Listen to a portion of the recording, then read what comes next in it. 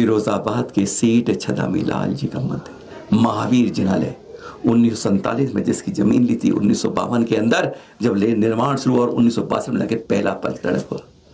दुनिया का सबसे अनोखा एक जब हम गए तब भी 3 मंदिरों के यहाँ पर पंचकर्णक चल रहे थे और वहीं पर हमें महावीर जैन जी मिल गए, सेठ छदामी जी के तीसरी पीढ़ी के। जा रहे थे हम जब उस तरफ तो देखा एक कोने में गैलरी में एक तख्त के ऊपर आराम से बैठे, तो किसी मालूम चला कि यही है महावीर जैन जी जो छदामी जी की नाती है। हैरान देकर इतने सरल स्वभावी थे और हमने फिर उनसे पूछ लिया, साथ में थे हमारे जातीय क्षेत्र कमेटी के जवाहरलाल जी, मीनू जी और भी लोग, और उनके सामने पूछ लिया कि दुनिया का सबसे अनोखा जिनालय ये महावीर जिनालय कैसे है। खास बात है इस जिनालय की, कुछ अनोखा बातें जो कहीं और जिनालय में नहीं मिलती है। इस जिनालय में मंदिर की तरफ से कोई बोली नहीं लगती, कभी नहीं लगी बोली, ना लगेगी कभी। आज तक नहीं लगी। और इस जिनालय में हम दान स्वीकार करते हैं लेकिन बहुत सूक्ष्म रूप में, बड़ी राशि स्वीकार नहीं की जाती है। मतलब कोई दान भी देना चाहे तो भी नहीं।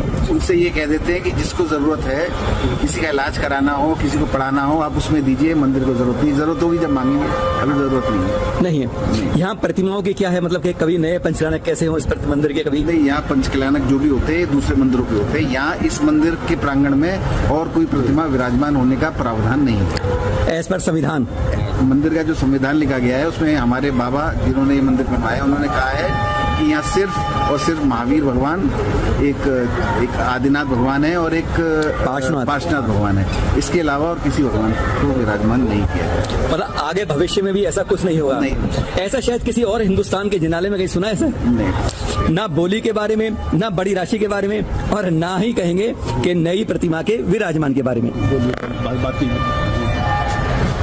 ये जो आप ये बात बनाई दादाजी के समय बनी 1952 के अंदर, 52 में बनना शुरू हुआ था, 62 में कंप्लीट ये मंदिर बनना। तब से वही संविधान चल रहा है, वही चल रहा है। कोई छेड़छाड़ नहीं हो रही है, कोई कमेटी का विरोध नहीं हो रहा है, कोई मतलब ही नहीं है, कोई विरोध का मतलब ही नहीं। दूसरा, फिरोजाबाद के सारे लगभग मेरे ख्याल से सभी पंचकर्णक होते हैं तो यही होते हैं, ये तो और जगह नहीं है। सबसे बड़ी जगह है। कितने एकड़ में है ये है करीब 7 एकड़।